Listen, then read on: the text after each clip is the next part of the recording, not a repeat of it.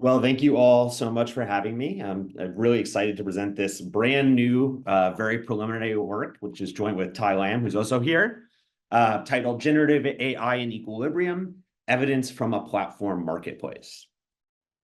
And so I'm going to start this presentation by saying a bunch of things that you probably are already aware of. So I think we're all aware that generative AI is likely to have an enormous potential impact on on the economics of production, how things are made.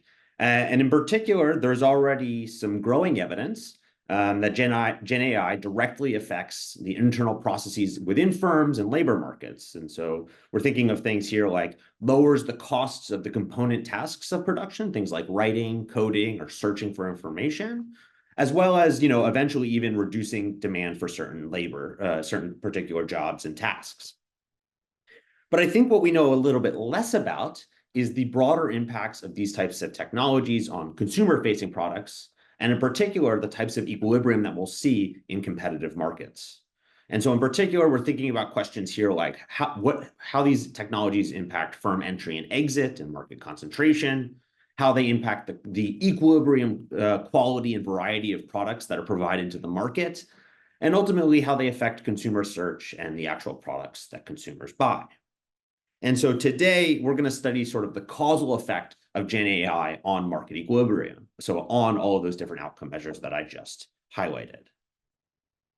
And in particular, we're going to kind of divide this up into three sets of constituents. So we're going to think about consumers. That is, is GenAI content valuable to consumers? And while we aren't going to be able to do a kind of full welfare analysis here, we're going to take a sufficient approach here, which is to say, do consumers buy GenAI produced goods at all?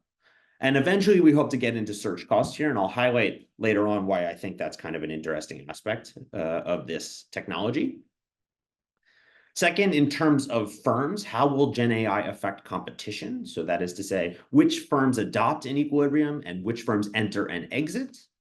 And then ultimately, what does this mean for the platform and for markets? So what types of GenAI products are provided to the market, and how does this impact the equilibrium distribution of quality and variety in the market? And then again, we won't quite get there today, and so I don't want to overpromise, but eventually we hope to think about sort of what policy looks like from either the regulators or the platform's perspective, and highlight sort of the complex trade-offs that we face in making those types of policy decisions. And so what does this paper actually do? Well, it combines theory and empirics, but today we're really going to focus solely on the empirical aspects of this paper. And we're going to have data from a major stock images platform, and I'll tell you all about stock images in a second. But what's nice about our setting is that it provides us with a kind of obvious differences in differences. So in December of 2022, the platform allowed GenAI content for most, but not all markets. Which gives us a sort of plausibly exogenous control group and intertemporal variation in policy that we can use to identify the impact of GenAI on markets. So a little bit more about stock images here. This is actually a pretty large industry, which maybe surprises you. So there's about $6 billion in revenue per year in this industry. The buyers are going to be journalists, bloggers, web designers, display advertisers, video creators, and firms who want to produce sort of internal content. The primary task of the buyers in this setting is going to be to search through a large number of images in order to make a purchase.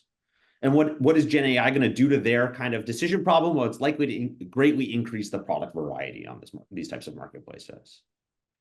On the other side of the market are authors. These are photographers, graphic artists, prompt engineers, and illustrators who create images and choose sort of what level of quality and how much variety to provide to the market. What is GenAI going to do to their problem here? Well, GenAI is going to likely to reduce the cost of production, at least for some levels of quality. We don't quite, ex-ante, it's not obvious if it will impact all quality levels the same, but we'll get into that a little bit later on. Finally, for the platform, in our setting, prices are actually fixed by the platform. So it's $3 per image with a 66% platform commission. But of course, an interesting counterfactual policy might be to think about pricing content differently if it is GenAI or non-GenAI. fundamentally, one of the biggest value adds of the platform in this setting is they provide reliable labels of generative AI and non-generative AI content. And so we reliably know which content, and so do buyers, is produced using these technologies versus not. Just quickly on literature, this is a fast-paced literature here, so I'm sure we're missing so much, and I would love suggestions on what to add and what to read. But primarily, we relate to kind of two streams of literature. The first is the economics of generative AI, for which a lot of this work has focused on, which types of tasks and jobs will AI most likely impact, as well as sort of what are how complementary are these technologies and workers for certain types of tasks like coding or writing. The theory aspects of this paper also relate to kind of a significant and old literature in I/O on sort of models of vertical and horizontal differentiation. We're going to kind of build off this literature to build a model that allows for both vertical and horizontal differentiation and equilibrium. And again, we're not going to talk about that much today, but it's my favorite piece of this paper, and so I'm excited to talk about it in the future. I think I want to pause Sam, here if there are any questions. Right, so this is good time for question. Let me just say, if you're in the audience, please post question in the Q&A if you have any. I do have a quick question on sort of the conceptual model, given that you're not talking about the model. So should we solely think of GenAI as a production technology? Yeah, good question. So I think in the model, we're sort of agnostic. It is not estimated yet, so I don't have like empirical results for you. But it does both impact production as well as potentially impact the taste preferences of consumers. So consumers are allowed to have preferences over the technology itself, like how images are produced.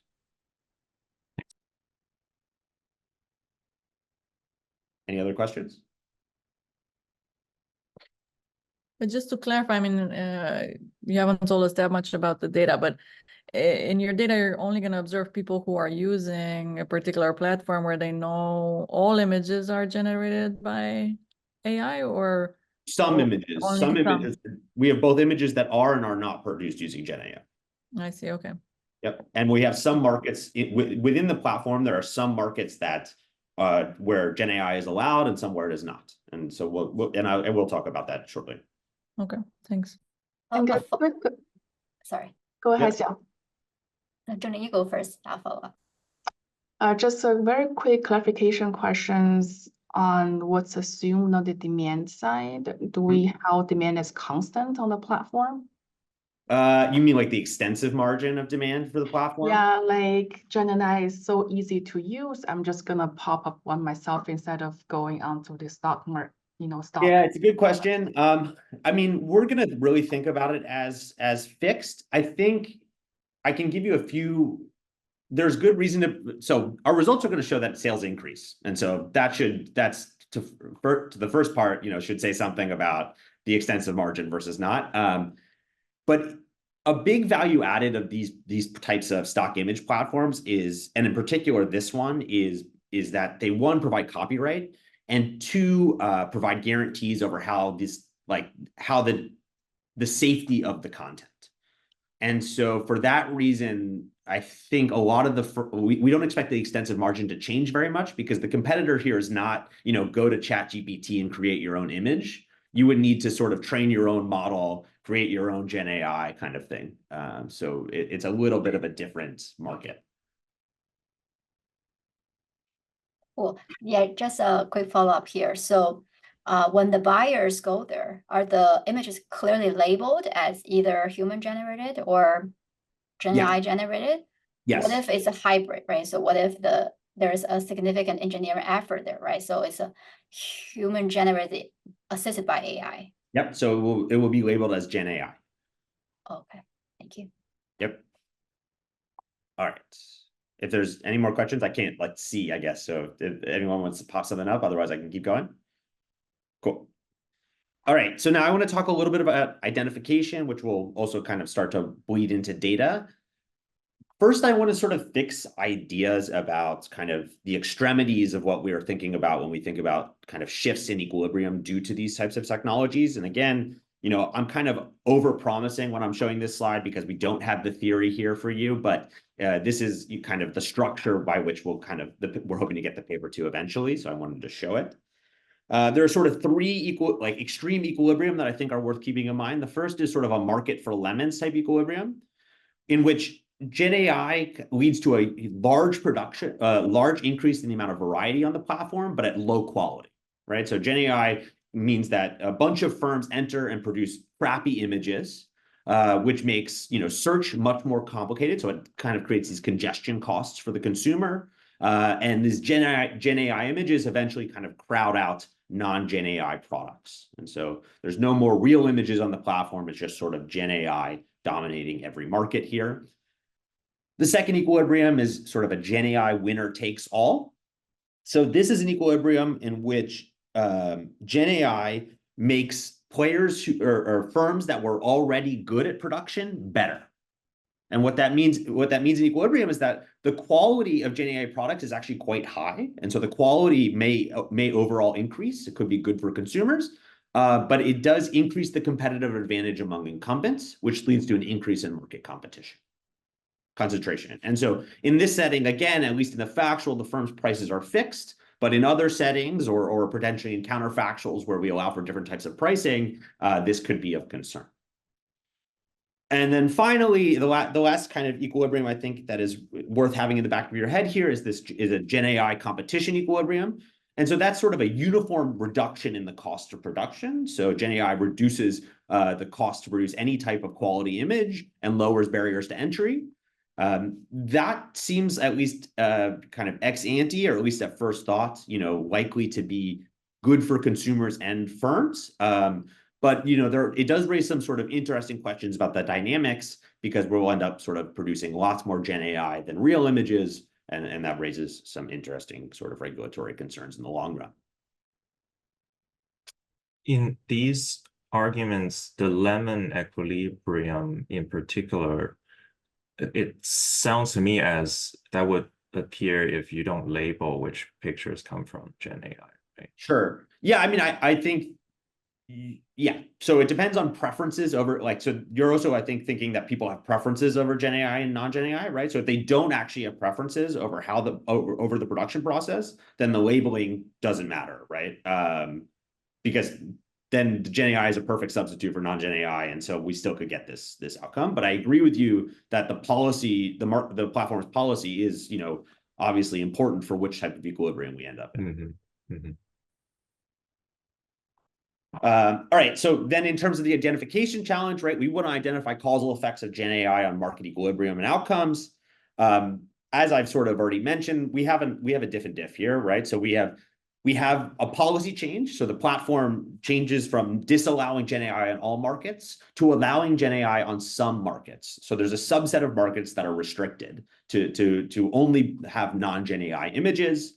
That gives us both pre and post kind of variation, as well as a cross-sectional variation in which markets are treated. It's worth noting that the primary reason that the firm does not allow GenAI in a subset of markets is because there's brands in these markets. So for example, suppose you are a blogger who comes to the platform in order to buy a stock image for a blog post that you're writing about Tesla here. This is an example of a control market. So GenAI is not allowed in this market, again, primarily for liability reasons. But on the other hand, suppose you wanted to write an article about road rage. Here's an example of a treated market. So this is in the pre-period. This is what you might see here. So we have two images of people looking angry behind a steering wheel. And then in the post-period, you might see something like this. And so one, it might be harder to find an older image. I do that to brute force here. And two, you see these new images produced that honestly look quite good. Of course, as I've sort of alluded to, these are GenAI images. And so these are going to be the treatment and control markets that we're thinking about in this experiment.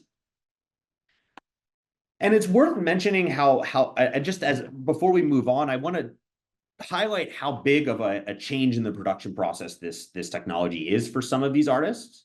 So this is an example of one artist, and if I could see people's hands, I would say, how many of you think that these images are produced using GenAI or not? But the answer is that all of these images are produced using some amount of GenAI. And that is a major change, right? Because without GenAI, the cost of producing all of these images would be quite high. You have to hire talent, you have to find a location, you want to think about lighting and time of day, and then ex post you can only do limited things to change the images themselves. Now, just to highlight how extreme this production process is, if you think that, or change to a production process this is, if you think that this is still like, oh, maybe they just made some small edits, this artist entered after GenAI was allowed on the platform and has produced 50,000 images in 6 months. So that's at a scale that is quite difficult to replicate without this type of technology. The average production over the lifetime of artists in non-GenAI context is at most 10,000 in our data. And so this is really a significant change in the production process, at least for some artists in our platform. So should we, in that example, should we think about like the artist didn't even hire a model to stand there? Yeah, I mean, it's obviously like it's difficult for me to know. It's maybe on our to-do list to kind of reach out to them and see if we can talk to them about it. But yeah, I mean, I think it's the scale of doing that type of work with that many people is quite intense, right? I mean, that's a really significant amount of effort for also like a reasonably low yield type production, right? These stock images, you get $1 something per image. Most of them don't ever sell, and so like it's definitely, it would be very costly to do that. That's without it. So probably I don't know whether you're gonna show us something like that. So probably it's helpful to look at traditional artists, GenAI artists, their number of pictures produced per unit time. Yeah, just to see if there should be a contrast. So we're going to show you everything in flows in a little bit, and our unit of analysis is going to be market month level. So I don't have quite the artist level stuff. It's actually a different data collection process to get that data. We're in the process of collecting that for about 100,000 artists right now. But it's basically, well, I'll tell you about it in 2 slides, and then we can talk about it. How about that? Can I ask another quick question? So what is a market? Yeah, we're going to talk about it right now. Oh. Sam, do you consider self-preferencing? Because like platforms, they have a lot of data and they may themselves decide to generate the GenAI image. Yeah, so in this market, they are not producing, the platform is not a participant. But in the counterfactual analysis, like, do you consider that as a possible? We could. I mean, I don't know if we've thought that far ahead. I think from our perspective, we're more interested in counterfactuals where sort of the platform could say price content differently. I think that's a first order counterfactual, but also, it depends to what extent, congestion matters, I think. I don't know. It's totally worth thinking about. Thank you. Yeah. Cool. All right, so a bit on the data here. So our current data set has about 192 markets with 27,000 authors and 500,000 images, about 25% of which are generative AI. For each image, we're going to capture the author, the title, whether or not it is produced using these technologies, the tags associated with the image, it's a bunch of technical features, as well as its publication date and whether or not it's been sold. Just to like kind of highlight we're still kind of in the process of gathering data, so we'll soon hopefully have in the thousands of markets. We have a big poll happening now, and the way that data is basically right now we're scraping by market. So we take a market and then we scrape all the images within that market. To get you think what you said, the next kind of thing to do here is take an author and then scrape all the images that they have produced, right? And so we're going to do that for about 100,000 authors, I think. So we'll have a good sense we'll be able to get more into that kind of stuff later on. I think a very interesting question there is, do authors always do authors homogenously adopt technology across markets, or do they choose certain markets versus others to adopt? In terms of market definition, we're going to use the platform's keyword search to define markets. So in particular, the platform has a mechanism to suggest keywords, and we've scraped thousands of those from the platform. These are things like pickleball or bald eagle's nest, and we're going to use the search results as the market that is relevant for that keyword. We also capture things like order here. So there's a lot of different search stuff that we can do in the future. Those are the treated markets. The control markets, we're going to use branded keywords. So these are things like Chanel, Costco, Tesla, et cetera. All of those types of markets are control markets. You're not allowed to use GenAI in them.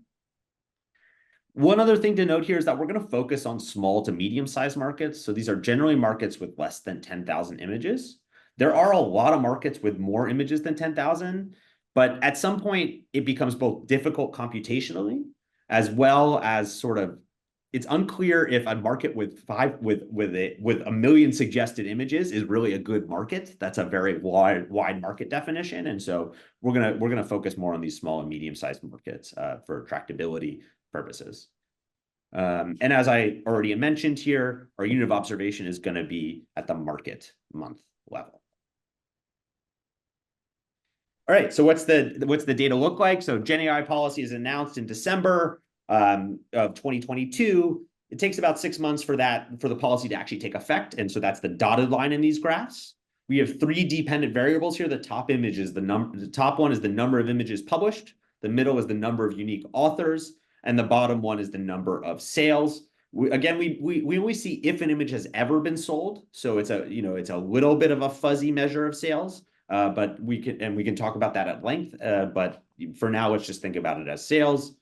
And so what's immediately clear is that, in the control and treated markets before the introduction of GenAI, we have broadly similar trends. But after GenAI is allowed on the platform, the treated markets have pretty significant growth across all 3 of these dependent variables. We can also sort of split this out by within treated market of GenAI content and non-GenAI content. And what you immediately see is that the large majority of this growth is coming from GenAI content, right? And so across all 3 of our outcomes here, I'm going to move your images because I can't see them. Across all 3 of our outcomes here, we see significant growth in GenAI, including in number of unique authors who are using GenAI, the number of images published, as well as the assumed sales. And so now what we're going to do is we're going to sort of formalize that a little bit using some differences, but I want to pause here for questions just to see if anyone has any thoughts. Sorry, Sam, quickly to clarify on this point, maybe I missed it. When you say markets where it's allowed and not allowed, do you think about the markets where it's not allowed as a control in some way? Yes. So the market where... Yes, we are explicitly thinking of them as controls. The reason the reason that the GenAI is not allowed there, right, is primarily for liability reasons. So as I said a little bit earlier, these are markets with brands involved in them, and so the platform doesn't want to allow GenAI because they don't want the obvious sort of legal concerns with sort of letting people mess with the Tesla logo. Got it. But then just to clarify, don't we expect, I thought the substitution is defined by the need of the end buyer here. And so the end buyer can be web designers. There is a lot of people. So you assume there is no substitution for anything branded to anything generic, basically. Yeah. And then do you have some evidence to suggest, because it was hard to read because of the magnitude from these graphs and levels, is some decrease? It's hard. Do you have some, at least anecdotal evidence to say that, yeah, we don't expect any substitution? Yeah, so we're working on it. Again, this is very preliminary. So we do capture all the tags from these images, and so you could think about kind of robustness where we use those tags to define markets kind of in a continuous sort of word matching fashion, and we can change the market definition and see what substitution looks like. You'll see that I think the robustness right now, I don't know if I have it in the plot, suggests that there isn't any substitution between these things. The truth of the matter is there's likely some, and it's difficult for me to fully rule that out, right? But we're not, our markets here, when we think about treated and control, they're quite different, right? We have Tesla and then we have road rage. We don't have it's not Tesla and sort of electric vehicles, right? And so in that sense, we're hoping to kind of avoid substitution between the 2. Got it. Yeah, I think it's what you said makes sense. And I think just what you said, showing some evidence on this, any you can get later would be helpful. Okay, yeah, thanks. Definitely on the to-do list. Thank you. I have 2 questions here, Sam. Please. So the first one is related to quality control from this platform, right? Yeah. So if there's no quality control, then the artist can actually generate like infinite number of pictures. Why don't they do that? So what is the quality control exposed by the platform? It's a really good question. I don't have a great answer for you right now. Images do need to be approved to be posted, and these are professionals, so these are not amateurs in general. But I don't have a great answer for you. We're still in the process of kind of getting a good contact at the platform, so I hope to have a better answer in the future. I apologize. Cool. And when you talked about the list of research questions, you were thinking about how would quality change, how would variety change? How are you going to measure quality and variety? Yeah, so I mean, structurally, there's different things we could do. We don't have the structure here, but quality you can kind of think of it as sales, right? So if GenAI content is being sold, that's a signal of quality, right? And then in variety, you'll see that the number of unique images and the number of unique authors is going to kind of greatly change. Great. So just a small suggestion here, right? So in the computer vision literature, there are actually metrics to quantify the image quality score. Yeah, right? Yeah, sorry, I didn't mean to interrupt. I was excited by your comment. So, yeah, so I would absolutely love to get those kinds of metrics here, and I think actually there's one of the papers I cited does a little bit of work with those kind of metrics. Unfortunately, we don't scrape the actual images for obvious sort of liability and space reasons. We are like talking with this platform, and so I'm hopeful to get kind of the granular data set, in which case we can definitely talk about those types of measures. But right now, I think it's a little outside the scope of what we can kind of accomplish, unfortunately. Right, thank you. Yeah. Sam, right. Yes. So I have a couple of questions from the audience. So the first is a clarifying question. Pre-intervention, do you know anything about which images are GenAI? No, but the platform explicitly forbids GenAI, and we've done the robustness with sort of the introduction of different models, and you don't see, as you can see in those pre-trends, you don't see any effects, right? So I got it. And then the second one, so it's kind of related to some of the other questions on the treatment control. So did you check sort of the correlation of pre-trends formally for the treatment control groups for image published, unique authors, etc.? Yeah, of course. Well, I will show you event study plots. Okay, and then Mitch has 3 questions. Mitch Lovett. So from your figures, it looks like the sales are decreasing after the initial large bumps in the AI images. That seems to suggest some degree of substitution to outside the platform. Is that the right understanding? I don't know. I mean, I don't know. I haven't thought through that. That's a good question. I'd have to think about it. Yeah. The second question, so the meaning of the number of purchases could be different between branded and non-branded pictures. I'm not 100% sure how should I understand the question. Why would they be different? Okay, maybe Mitch, if you want to join as a panelist, just let me know. I'll pull you up as a panelist. And the last one, does a copyright allow the new owner to use GenAI on the purchase image? Probably a question on the consumer side. Yeah, I actually have no idea about that. That's a reasonable question. I don't. I fundamentally do not know. I'm gonna pull Mitch quickly. Mitch, I think you can speak now. Hey, Sam. Yeah, so question about the purchase. I don't have a specific theory beyond. It seems like the branded ones might be used for a specific purpose, that it might be reused more often. And the other ones are. Yeah, so that's a good question. My understanding, right, is that two points to my understanding here. So one is they sell the copyright for a extended period of time, potentially ad infinitum, and so I don't think images get resold. In particular, like most images sort of are either sold or not sold, right? And we don't have good measures if they're sold more than once, but we're pretty sure that that's true. It's very much on the like high of the list of questions we need to get answered for sure. Okay, thanks. Yep. I have a quick question on the assumed sales timing. So in the picture, are you using the image's time of creation? Yes. Okay. Yeah, so generally our assumption on sales here is that if it was sold, within a certain window of when it was put on the platform. Right. Because you have a timing when you scrape the data, and potentially when you scrape multiple batches, you have variations in the timing. I guess you can check, based on the duration. Yep. Yeah, I've thought a little bit about this. When we get the bigger market pool, that's sort of one robustness we hope to do with this sales. Yep, totally agree. Thanks. Thanks for that. That's a great suggestion. Awesome.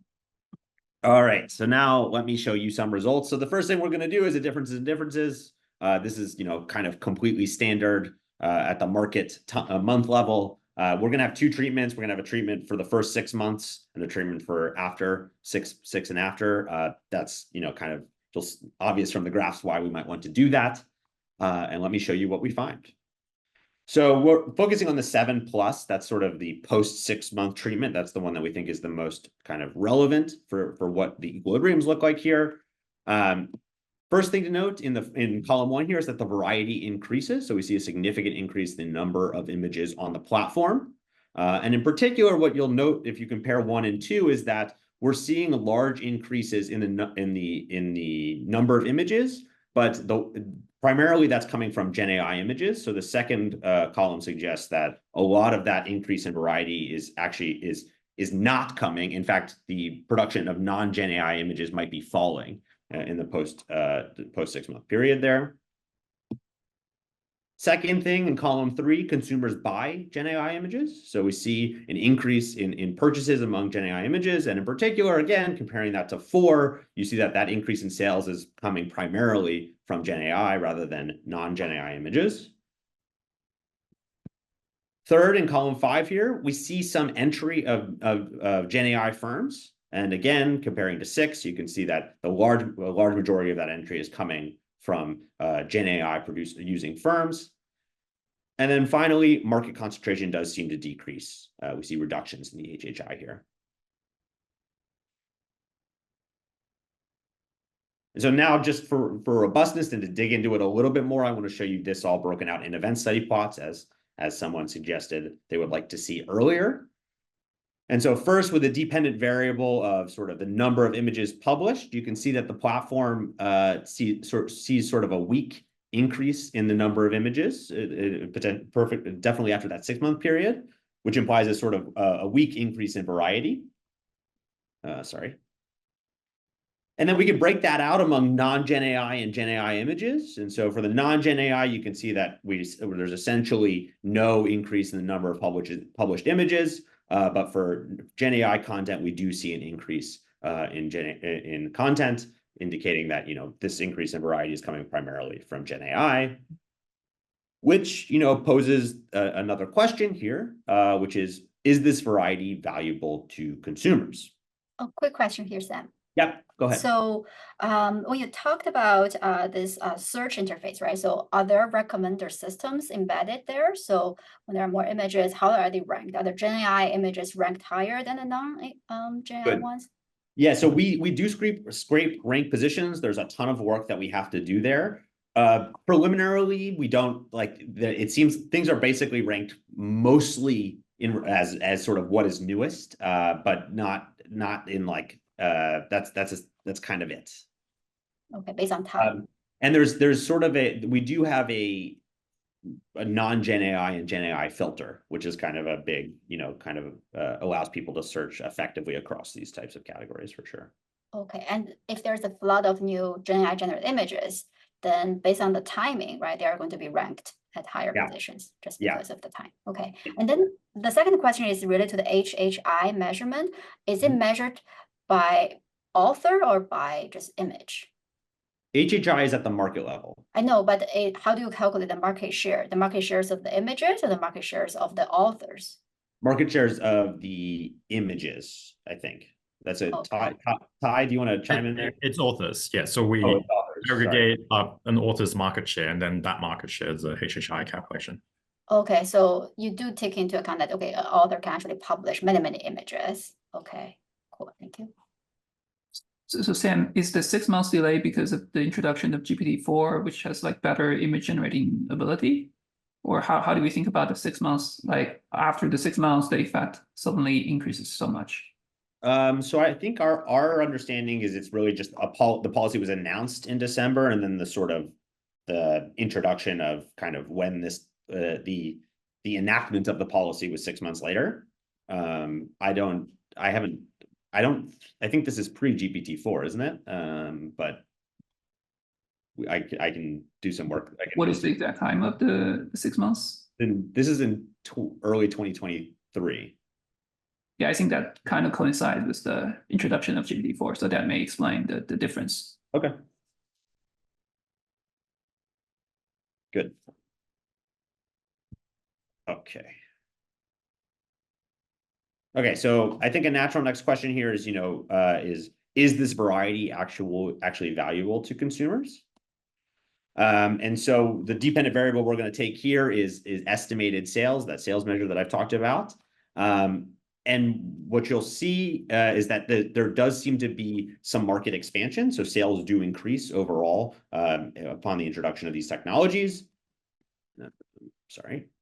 But breaking this out across non-Gen AI and Gen AI, you can see that Gen AI sales are essentially, non-Gen AI sales are essentially flat, but we do see an increase in Gen AI sales.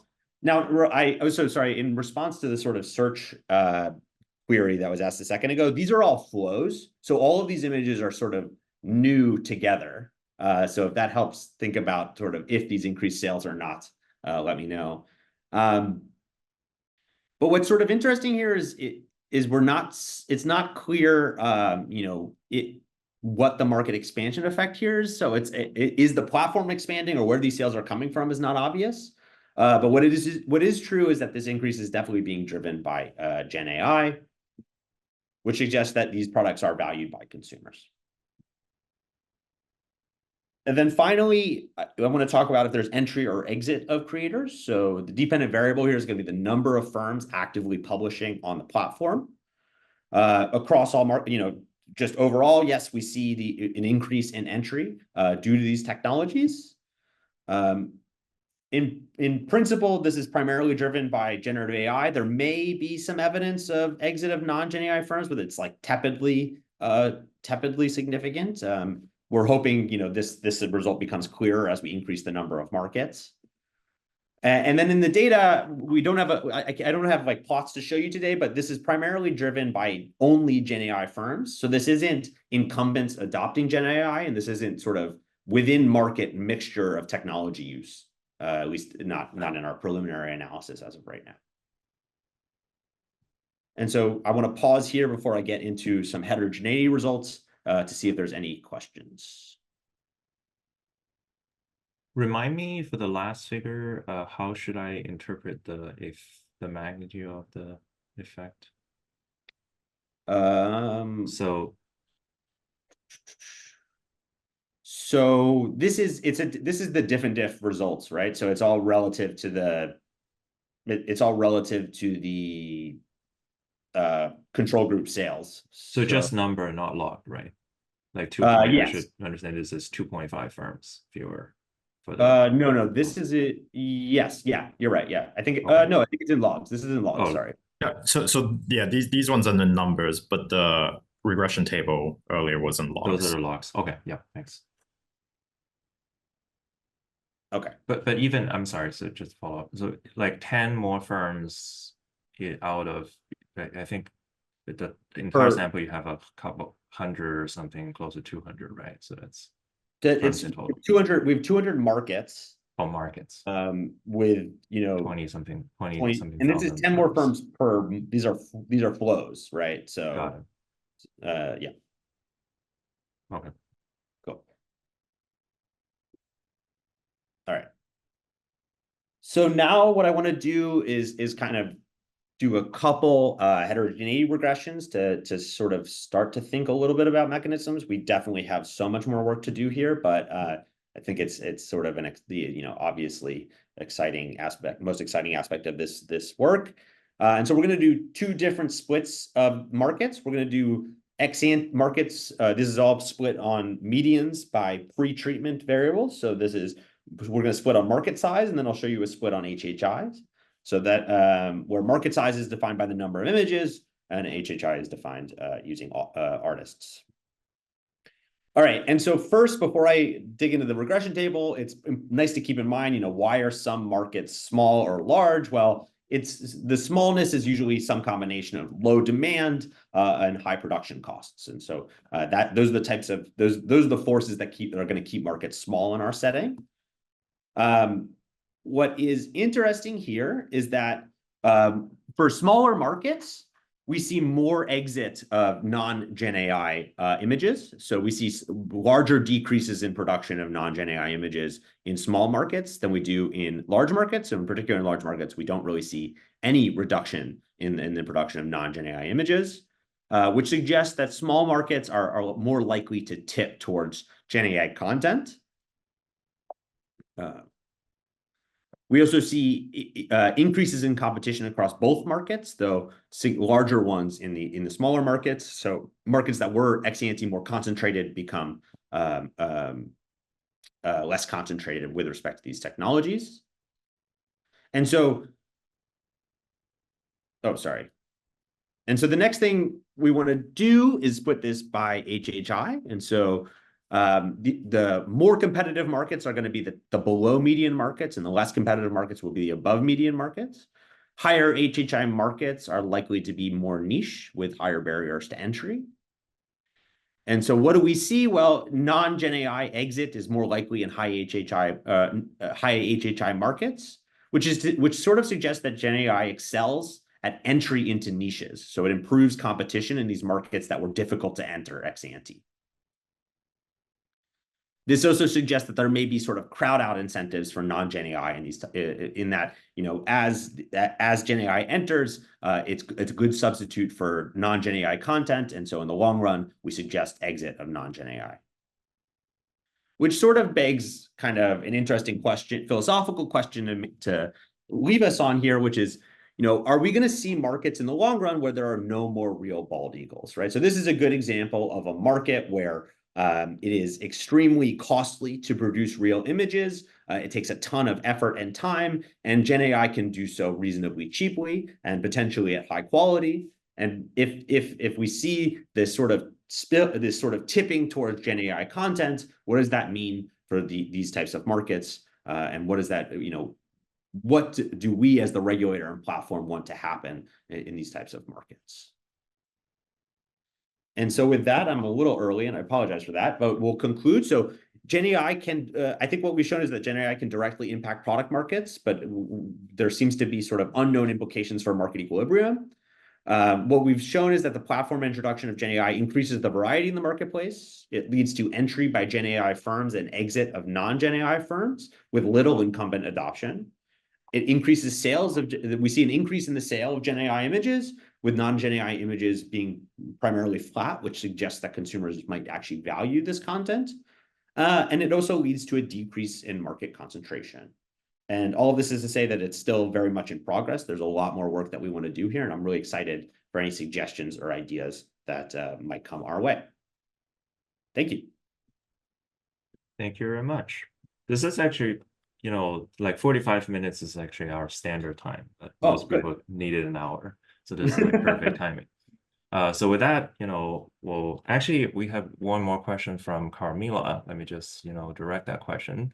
So are the sales in units, and does GenAI lead to a lower price and lower revenue? Right. Can you hear me? Yeah. Yes. Sorry, I didn't hear the end of the question. Oh, so the question was, are the sales quantities measured in units, and does GenAI lead to a lower price and lower revenue? Right. So prices are fixed on this platform, right? So everything is priced the same way. So that's not a margin that can adjust. Super interesting counterfactual to think about, of course. And yes, sales are measured in units. Thanks. Yeah, I have a quick follow-up question here. So to me, it's very surprising that sales can actually increase, because why do I still want to pay for images, right? I can just use DALL-E to generate my own if I want the bold, like eagle image, right? I can just talk to GPT to generate the image on my own. Why do I still want to pay to come and buy from this platform? Yeah. So again, I think the primary reason that we don't, the primary reason that the people who are purchasing this purchasing images from these types of platforms are using them for professional reasons. And so they care about copyright and they care about the safety of the image in terms of liability concerns. And so what this platform promises is that when you use GenAI, the images are, the GenAI is trained on only images that are copyrighted by owned within the context of the platform, and the images are all guaranteed to be owned by the artist, and there's no kind of liability risk of potential sort of legal whatever, right? Okay, got it. Thank you. So that's definitely the main reason. I think there's kind of two other things. Right now, the speed at which you can generate tons of images doesn't kind of match up to what you can achieve on a stock image. You can scroll through 100 images, go to the next page, that's another few seconds to look at another 100 images. And a third reason is consumers might be trying to learn about their actual preferences. I might vaguely know I want a Tesla image, but this particular angle of the car is particularly appropriate for what I want, but I might not know that to generate it myself. Yeah, I think the second point there, Ty, is important for sure. This is this is in many contexts, this is a blogger who already wrote a blog post, just wants to throw an image up there, right? They're not going to take the time to prompt engineer the image that they need. They're going to go to this platform and pay $3 and get the image they need. Thanks. Yep. So one quick question about the kind of how to think about the difference for consumers of GenAI and non-GenAI. If I got it correctly, you assume that as a consumer, even though it's two identical images, I don't care if one is GenAI versus non-GenAI, so I only care about the image. To your point about bald eagles, and maybe I didn't get it correctly, but to your point about bald eagles, maybe consumers will be willing to pay for real images just because they're real. Yeah. And because you have these labels on the platform, I mean, maybe that's not the right direction for the paper, but I was wondering, can you even try to test if consumers care, and if over time they start to care more, and how it changes implications? Yeah. Really, yeah. So I'm not actually I don't think we take any ex-ante stand on whether consumers have preferences over the production process of the images. So that is to say whether or not they care how it's produced using GenAI or not. That's an empirical question, and certainly we might have a few ideas of how to get there. Certainly we will need a model, and we can talk about that. But right now, prices are uniform, right? So that's part of why a counterfactual pricing policy is so interesting, right? Because depending on the degree of substitution and the heterogeneity of preferences, that policy might be good or bad in kind of supporting markets where GenAI would tip otherwise. That was a yeah. No, I understand. Yeah, I think even if price is equal, yeah, the fact that price is equal doesn't mean people don't have preferences. Otherwise, but yeah, no, point taken that you would expect to see that prices start to be different. Interesting. Okay. No, it just sounds like it's a setup where you can try to test it how for different people over time. Like in your example with very rare events, which are really hard to capture, that's where we would expect real images to have more value. Yeah. No, I totally agree. And sorry, I didn't mean to say that prices can't change here, is what I'm saying. So I just meant to say that that's why it's an interesting counterfactual policy, right? But it's certainly possible that people have preferences over the production. I think we hope to test that. Right now, our demand data is not as lovely as we hope it might be in the future. Good. Thanks. Yep. Sam, I have a question about the market definition and who sets the market definition. So are they keywords that are determined somehow by the platform, or does the user insert those keywords? So is the person who's creating the images creating the tags? Do they check those tags at all? I mean, kind of what's that look like? That's a good question. You know, I think there's a lot more that we need to learn with respect to that kind of stuff. But what I will say is keywords are things that people search, right? So they will enter, they need a pickleball court, they enter pickleball court. We get keywords by the suggestion algorithms on the platform. But the platform is the one that surfaces images relative to a keyword. All of the images have many tags, and so they can potentially surface with multiple different keywords. And we do scrape those tags as well. So we have ways of doing robustness. My understanding is that the artists choose the tags, and then they are validated to some extent by the platform. There is like some sort of vetting process that happens here. And that's kind of, then they get put on the platform, and I don't quite know how the algorithm that, you know, the platform uses works. Okay. Do you observe those tags chosen by the artist? Yes. And is there a difference in terms of the distribution after the introduction? We're working on it.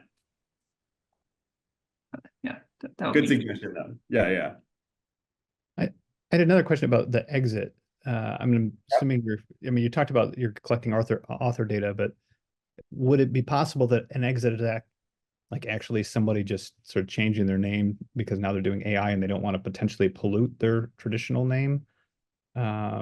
Yeah, or possibly like, I don't want to pollute, so I enter with a different name for my AI business.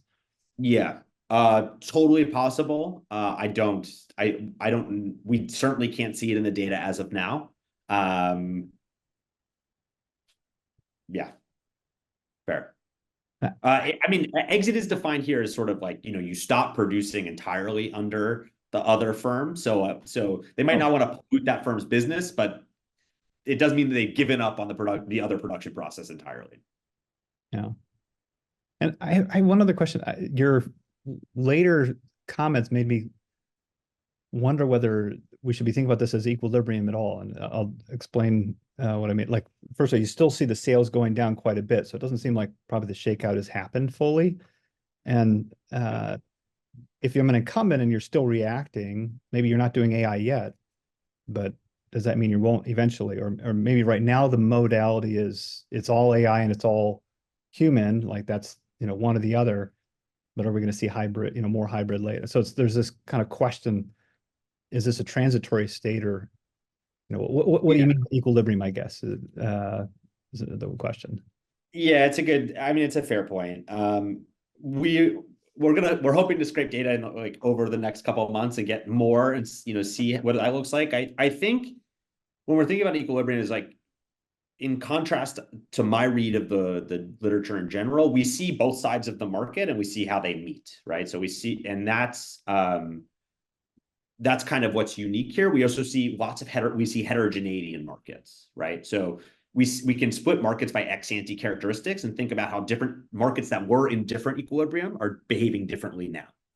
Yeah. But I take your point that we may be being a little generous with our words.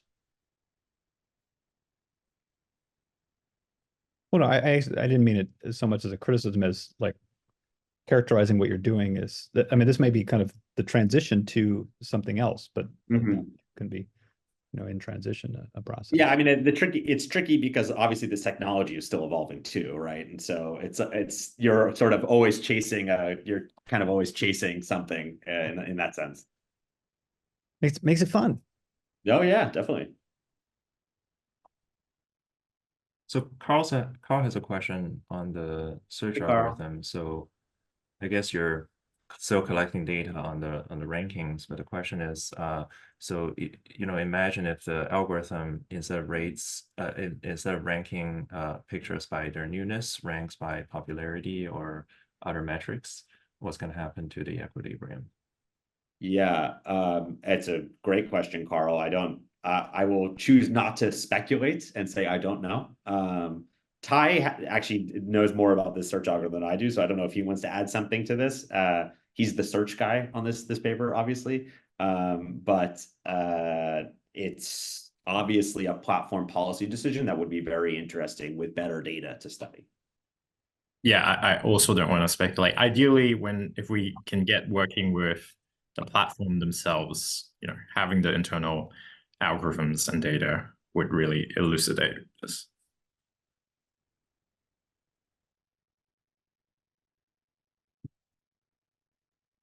I have a sort of a question / comment. So I don't know whether that's a right way to think about this. So, but I was thinking about, whether it's possible to measure quality, as Xiao said, and also in some sense variety. So in terms of variety, people anecdotally talk about how Gen AI is going to keep producing more and more similar products.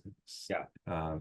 And then maybe, also in terms of quality, two particular thoughts on quality, I guess. So one is, it might be interesting to separate if consumers don't like Gen AI products, whether that's because of quality or because of the stigma towards Gen AI. If you have a quality measure, you might be able to tease apart these two. And then the other thought is now you're characterizing exit as the artist pulling out entirely. But when we think about, lemon markets, good pictures might pull out first. Like if I have a real bald eagle picture, I'll send it somewhere else, right? If nobody produces bald eagle will become art instead of just, these web page pictures. It would be interesting to think about these, but I don't know to what extent that's feasible. Yeah, I mean, I love the quality versus preference question. That was actually sort of one of the first order questions I think we asked when we started this project. I really hope that we can still get there, but it's obviously, data dependent a little bit. We sort of have the right variation. We just need a little bit more data, right?